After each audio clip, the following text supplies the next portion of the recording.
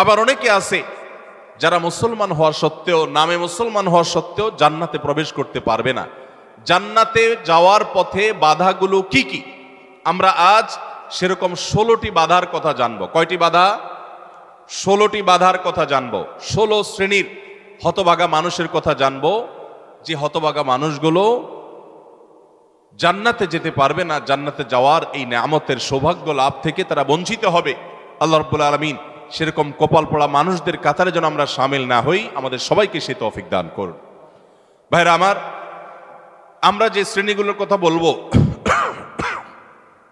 প্রত্যেকটা শ্রেণীর পাশাপাশি আমরা কোরআন বা হাদিস থেকে উদ্ধৃতি এবং রেফারেন্স ইনশাআল্লাহ টানবো। আপনাদের কাজ হলো, আমাদের সবার কাজ হলো এই 16 প্রকার হতভাগা মানুষের কোনো একটা প্রকার এর মধ্যে আমি নিজে আছি কিনা সেটা মেলানো।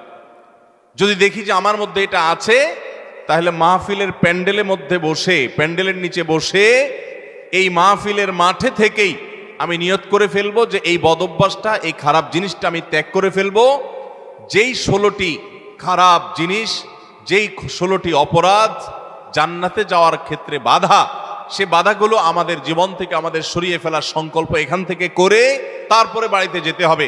তাহলে আজকে মাহফিলে আসা, বর্ষা, আয়োজন করা সবকিছু সার্থক হবে ইনশাআল্লাহ। সবাই নিয়ত করবো তো ইনশাআল্লাহ। আল্লাহ আমাদের সবাইকে তৌফিক দান করুন।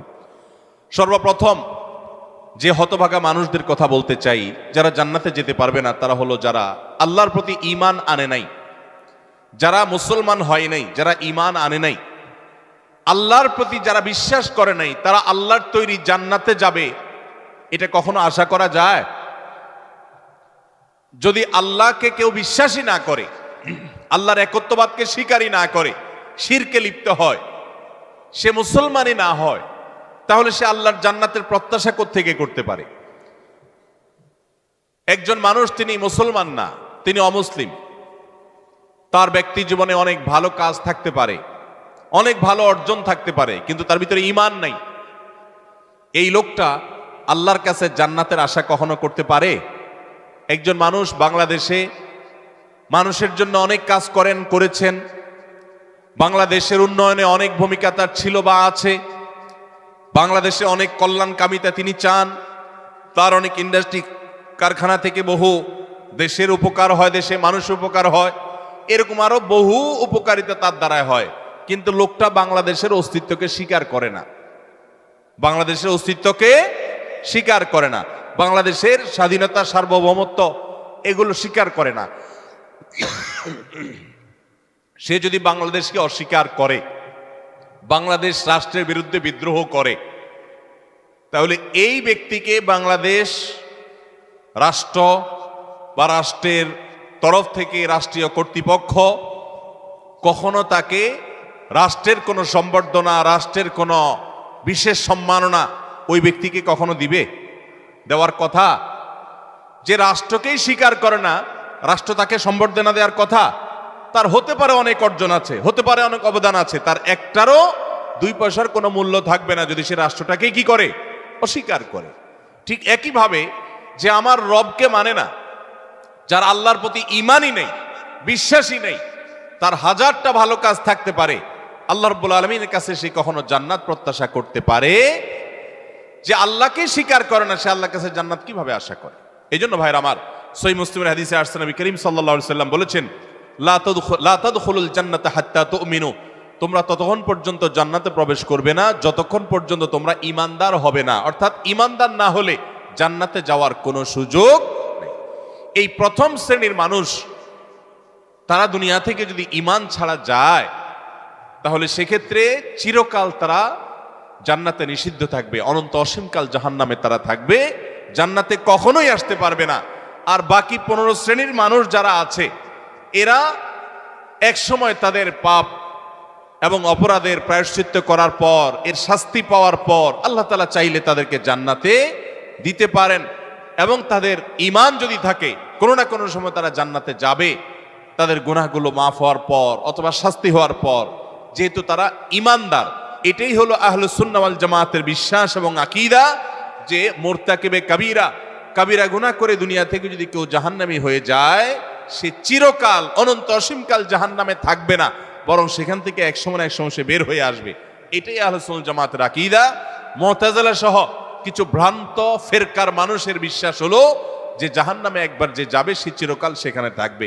বিভিন্ন আয়াতের অপব্যাখ্যা তারা করে থাকেন। যাই হোক, তাহলে প্রথম শ্রেণীর কথা আমরা জানলাম, যারা জান্নাতে নো এন্ট্রি, তাদের জান্নাতে প্রবেশের সুযোগ থাকবে না, তারা হলো যাদের আল্লাহর প্রতি ঈমান নাই, যারা মুসলমান না, যারা ঈমানদার না, তারা চিরকালের জন্য জান্নাতে নিষিদ্ধ থাকবে। এক নাম্বার 2, দ্বিতীয় যে প্রকারের মানুষ জান্নাতে যেতে পারবে না, বা দ্বিতীয় যে বিষয়টি জান্নাতে যাওয়ার পথে বাধা, সেটি হলো আত্মীয়তার সম্পর্ক ছিন্ন করা। রক্ত সম্পর্কীয় আত্মীয়কে যদি কেউ স্থায়ীভাবে ছিন্ন করে, তাদের সাথে সম্পর্ক যদি একেবারে কাট করে ফেলে, বুখারী মুসলিম এক যুগে বর্ণনা করেছেন, নবী করিম সাল্লাল্লাহু আলাইহি ওয়াসাল্লাম বলেছেন, লা ইয়াদখুলুল জান্নাতা কাতি', আত্মীয়তার সম্পর্ক ছিন্ন করে দেয় যে এই ব্যক্তি জান্নাতে প্রবেশ করবে না, সে জান্নাতে প্রবেশ করবে না। অতএব আত্মীয়তার সম্পর্ক যারা ছিন্ন করেছেন তারা তওবা করতে হবে। আপনার ভাই, আপনার বোন, শত বাধা হতে পারে, শত ঝামেলা হতে পারে, শত গন্ডগোল হতে পারে, আপনার চাচা, আপনার ফুফু, আপনার মা বাপ, আপনার সন্তান সন্ততি, আপনার মামা, আপনার খালা, এরা সবাই আপনার রক্ত সম্পর্কীয় আত্মীয়। এদের সাথে আপনি স্থায়ী সম্পর্ক ছিন্ন করবেন, এই সুযোগ কিন্তু ইসলাম আপনাকে রাখে নাই। হ্যাঁ, যদি এমন হয় যে তাদের সাথে সম্পর্ক রাখতে গেলে আপনার জীবন হুমকির মধ্যে পড়ে, আপনি বিপর্যস্ত হন, আপনাকে তারা ক্ষতি করে, তো শুধু ক্ষতি থেকে বাঁচার জন্য আপনি দূরে আসেন, সেটা ভিন্ন বিষয়। কিন্তু সম্পর্ক যদি একেবারে স্থায়ীভাবে ছিন্ন করেন, বিশেষ করে দুনিয়াবি ঠুনকো অজুহাতে, ঠুনকো কারণে, কোনো কারণে মনোমালিন্য হয়েছে, আর চিরকালের জন্য সম্পর্ক ছিন্ন করে দিলেন, তো এটা হারাম। এই লোক যদি নামাজিও হয়, এই লোক যদি ওয়াজ মাহফিলেও আসে, এই লোক যদি জিকির আজকারও করে, এই লোক যদি তাসবিহ তেলাওয়াতও করে, যেহেতু সে আত্মীয়তার সম্পর্ককে ছিন্ন করে ফেলেছে, এই লোক জান্নাতে প্রবেশ করতে পারবে না যতদিন না সে তওবা করে তার পাপ থেকে, অপরাধ থেকে সে ফিরে না আসছে। ভাইরা আমার, তাহলে জান্নাতে যাওয়ার ক্ষেত্রে দ্বিতীয় বড় বাধা হলো এই বিষয়টি, অর্থাৎ আত্মীয়তার সম্পর্ক ছিন্ন করা। আর প্রথম বাধার কথা বলেছি হলো বেঈমানি, কুফরি, আল্লাহর প্রতি অবিশ্বাস এবং শিরক, এগুলো জান্নাতে যাওয়ার ক্ষেত্রে সবচেয়ে বড় বাধা, স্থায়ী বাধা। আর দ্বিতীয়টি হলো আত্মীয়তার সম্পর্ক ছিন্ন করা। নাম্বার 3, চগলখড়ি করা। এই বদভ্যাস আমাদের সমাজে এখন প্রচুর পরিমাণে আছে। অনেক মানুষ আছে দেখবেন মুখে দাঁড়িয়ে আছে, মাথায় টুপিও আছে, হয়তো নামাজ কালামও পড়ে, কিন্তু চগলখড়ির বদ অভ্যাস আছে, এই চরিত্রটা আছে যে আমার কাছে এসে ওনার বদনামি করবে, ওনার কাছে গিয়ে আমার বদনামি করবে, আমার কাছে এসে আমাকে পামপট্টি দিবে, ওনার কাছে গিয়ে ওনারে পামপট্টি দিবে। এরকম লোক আছে না নাই? ঘরে ঘরে, আল্লাহ মাফ করুন, আমাদের অনেকের মধ্যে এই চরিত্রটা আছে না নাই? নবী করিম সাল্লাল্লাহু আলাইহি সাল্লাম এই চগলখড়ি সম্পর্কে সহিহ মুসলিম বর্ণিত হাদিসে বলেছেন, লা ইয়াদখুলুল জান্নাতা নাম্মাম, চগলখোর জান্নাতে প্রবেশ করবে না। জান্নাতে প্রবেশের ক্ষেত্রে আরেকটি বড় বাধা, আরেকটি বড় দেয়াল, আরেকটি বড় প্রাচীর হলো এই চগলখড়ির চরিত্র। ভাইরা আমার, আসুন তওবা করি, চগলখড়ি করব না। কারোর ভালো কিছু পেলে সেটা তার পেছনে অন্যদের কাছে বলবো, আর মন্দ কিছু হলে তার সামনে বলবো। তার সামনে এসে একরকম, তার পেছনে গিয়ে আরেক রকম, সামনে এসে তার প্রশংসা, পেছনে গিয়ে তার দুর্নাম। এই দুশ্চরিত্র অনেক অনেক নেকামলকারী মানুষ, নামাজ কালামওয়ালা মানুষ, জিকির আজকারওয়ালা মানুষ, অনেক ইসলামের কাজ করেনওয়ালা মানুষ, দাওয়াতের কাজ করেনওয়ালা মানুষ, তাদের মধ্যে এই বদভ্যাস, এই দুশ্চরিত্র, এই খারাপ জিনিস আছে। ভাইরা আমার, আমরা বেশিরভাগ মানুষ চুরি করি না, ডাকাতি করি না, মদ খাই না, মানুষ হত্যা করি না, জেনা করি না, খুন খারাপি করি না, ছিনতাই রাহাজানি করি না। বেশিরভাগ মানুষ এই মাহফিলে আমরা যারা আছি, আমার কথা যারা শুনছেন, বেশিরভাগ মানুষই এই মোটা মোটা বড় বড় অপরাধগুলো আমরা করি না। কিন্তু কিছু কিছু অপরাধ আছে যেগুলো আমরা যে করি, সেগুলো অপরাধ যে আমরা জানিও না, সে বিহিত নাই, সে চিন্তাও নাই, সে ভাবলেশও নাই, এবং সেগুলো যে গুনাহ, সে গুনাহগুলোকে গুনাহ মনে করছি না, শয়তান বুঝতেই দিচ্ছে না। তার মধ্যে একটা হলো এইটা, চগলখড়ি। ঘরে ঘরে, জনে জনে দেখবেন এই বদভ্যাস, যে সামনে একরকম, পিছনে আরেক রকম, নেফাকি এবং কপটতা আজ জনে জনে ভরে গেছে। আল্লাহ তাআলা আমাদের সবাইকে জান্নাতে যাওয়ার ক্ষেত্রে এত বড় বাধা, এই বাধাকে আল্লাহ তাআলা আমাদেরকে অতিক্রম করার তৌফিক দান করুন। এই বাধা অতিক্রম করার উপায় কি ভাই? উপায় হলো এখনই তওবা করবেন।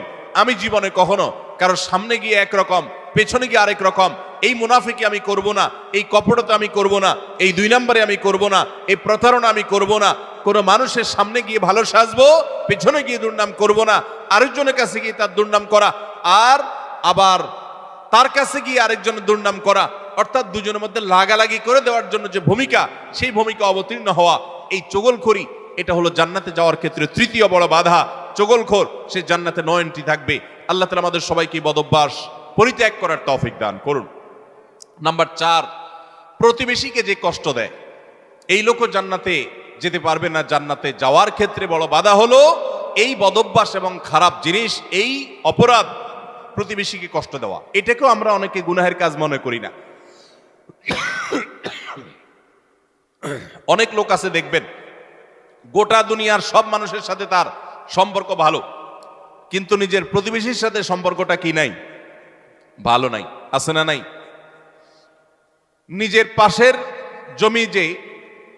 জমি যার, দেখা যায় আইলটা তার জমির দিকে ঠেলা হয়। আছে না নাই? তাহলে এটা প্রতিবেশী হক আদায় হলো না হক নষ্ট হলো?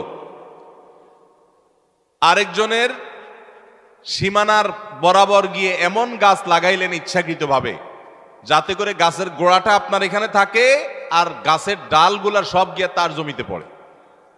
আছে না নাই? অনেক ভালো ভালো মানুষ, অন্যান্য দিক থেকে ভালো, এরকম অনেক মানুষ এই কাজ করে কি করি না আমরা? আমি নিজেই জানি যে আমার এই যে সীমানায় গাছগুলো লাগাচ্ছি, এই গাছগুলোর ছায়া পড়ে তার ফসল নষ্ট হবে, তার জায়গাতে ছায়া পড়ে থেকে অনেক ফসল হবে না, ক্ষতি হবে। তারপর আমি লাগাই, ক্ষতি করার জন্যই লাগাই, যে গাছের গোড়াটা আমার থাকবে, আগাটা সব তার ঘাড়ের উপরে, তার জমির উপরে গিয়ে পড়বে, তার সীমানার উপরে গিয়ে পড়বে, ভোগ করব আমি। আছে না নাই? ভাইরা আমার, হাঁস দিয়ে, মোরগ দিয়ে, সন্তান দিয়ে বিভিন্ন ভাবে প্রতিবেশীকে আমরা অনেকে কষ্ট দেই। নবী করিম সাল্লাল্লাহু আলাইহি ওয়াসাল্লাম সহিহ মুসলিম বর্ণিত হাদিসে বলেছেন, লা ইয়াদখুলুল জান্নাতা মান লা ইয়ামানু জারুহু বাওয়াইকাহু। যে ব্যক্তির প্রতিবেশী তার হাত, মুখ এগুলোর কষ্ট দ্বারা, তার ক্ষতি এবং অনিষ্ট থেকে যে ব্যক্তি নিরাপদে থাকে না, অর্থাৎ প্রতিবেশীকে যে শান্তিতে রাখে না, প্রতিবেশীকে বিভিন্নভাবে কষ্ট দেয়, এই ব্যক্তি জান্নাতে প্রবেশ করতে পারবে না। আপনারা অনেকে একটা হাদিস শুনেছেন, বিখ্যাত প্রসিদ্ধ একটা হাদিস। নবী করিম সাল্লাল্লাহু আলাইহি ওয়াসাল্লামের কাছে বলা হলো, হে আল্লাহর রাসূল, অমুক ব্যক্তি খুব নফল নামাজ রোজা করত, খুব দান সাদাকা করত এবং সব ভালো আমলগুলো করত, ফরজ তো করত, নফলও করত। ফরজ 5 ওয়াক্ত তো পড়তো, আবার নফল নামাজও পড়তো, ধরেন তাহাজ্জুদ, ইশরাক সব পড়তো, যাকাত তো দিত, আবার এমনিও দান করত। তার আমলের কোনো কমতি ছিল না। একটা দুর্বলতা ছিল যে প্রতিবেশীকে সে কষ্ট দিত, ঝগড়াঝাটি করত, তাদের হক নষ্ট করত।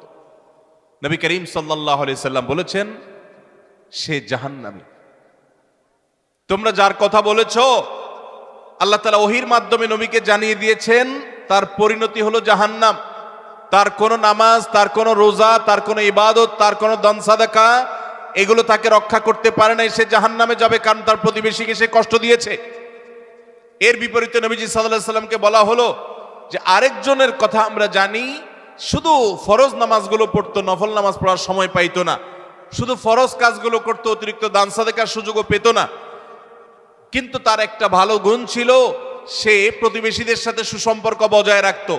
তারা যদিও খুব বেশি ভালো ছিল না, কিন্তু সে ভালো থাকার চেষ্টা করত, নিজে থেকে তাদের যেন কষ্ট না হয় এটা খেয়াল রাখতো। নবী সাল্লাল্লাহু আলাইহি সাল্লাম বলেছেন, এই লোকটা জান্নাতি। ভাইরা আমার, প্রতিবেশী যে কত বড় একটা ব্যাপার, এটা আমরা বেশিরভাগ মানুষ বুঝি না। গ্রাম বলেন, শহর বলেন, বেশিরভাগ